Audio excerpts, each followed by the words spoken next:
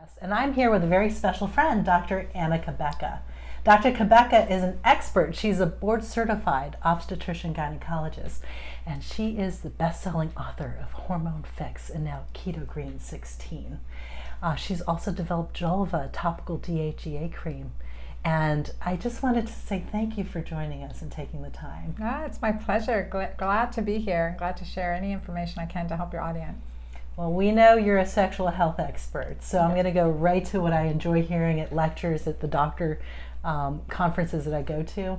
I want to talk about the difference between the female sexual response and the male sexual response, and your analogy to Candyland, because it's very interesting and it's a lot of fun. Yeah, absolutely. I always want to make things as simple to understand as that really creates the best impact. And I've been in the field of sexual health since, certainly my training as a gynecologist at Emory, but one of my first clients in private practice was really struggling at 63 with history of ductal carcinoma in situ of the breast and not able to use hormones. So way back in 1999, that thrust me into getting to the underlying reasons for our sexual response and how to heal it as naturally as possible.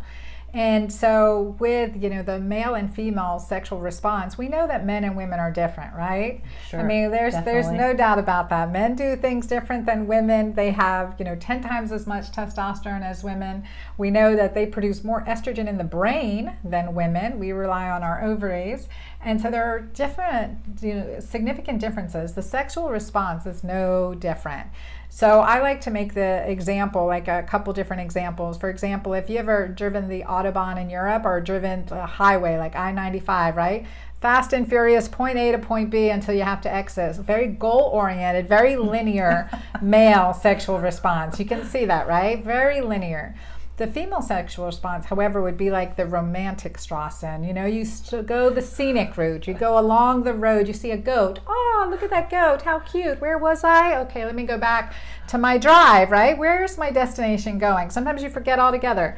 And then I make the analogy of Candyland. If you guys have played Candyland, it is one of my favorite all-time games. And sometimes you get ice cream cone. It's like all is good. Sometimes you're stuck in the mud. Sometimes you're way back in the beginning.